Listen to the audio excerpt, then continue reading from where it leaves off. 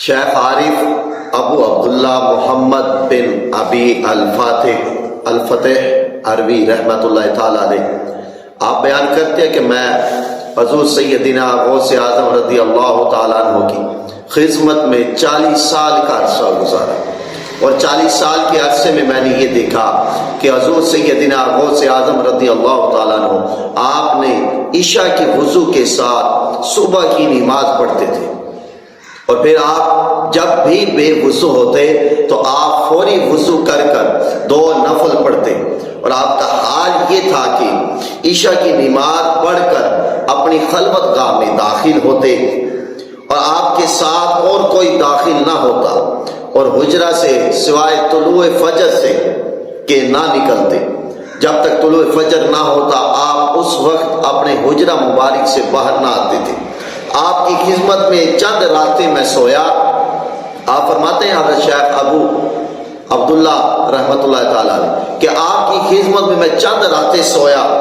آپ کا حال یہ تھا کہ آپ رات کے پہلے حصے میں کچھ نفل پڑھتے، پھر ذکر کرتے، یہاں تک کہ پہلا حصہ گزر جاتا، پھر آپ یہ کہتے المحیط، الرب، الحسیب، الفعال، الخالق، الباری، المصور۔ پھر کبھی جسم آپ کا لاغر ہو جاتا اور کبھی آپ بڑے ہو جاتے، کبھی ہوا میں بلند اڑتے، یہاں تک کہ میری نگاہ سے بھی آپ غائب ہو جاتے،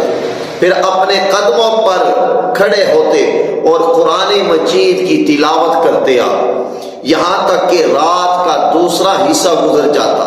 پھر تیسرا حصہ آتا تو آپ سجدے لمبے لمبے کرتے، اپنے چہرے کو زمین پر ملتے تھے اور پھر مراقبے میں بیٹھ جاتے، طلوع فجر کے قریب تک متوجہ رہتے مراقبے میں، پھر آپ رب کائنات کے حضور دعا مانگتے عاجزی اور نیازی کے ساتھ، پھر آپ کو ایک ایسا نور ڈھانکتا کہ آپ ان قریب یہ حال تھا کہ آنکھیں کہیں کچھ چلے جائیں، اور پھر آپ غائب ہو جاتے، آپ پھر غائب ہو جاتے، لوگوں کی نظروں سے غائب ہو جاتے، اور آپ کے پاس سے پھر میں یہ آواز سنتا تھا کہ السلام علیکم ورحمۃ اللہ وبرکاتہ، اور آپ اس کا جواب بھی دیتے تھے۔ اور یہ حضور سیدنا غوث اعظم رضی اللہ تعالیٰ عنہ آپ کا یہ معمول مبارک تھا، ساری رات آپ عبادت و بندگی کرتے، 40 سال تک عشاء کے وضو کے ساتھ آپ نے فجر کی نماز پڑھی۔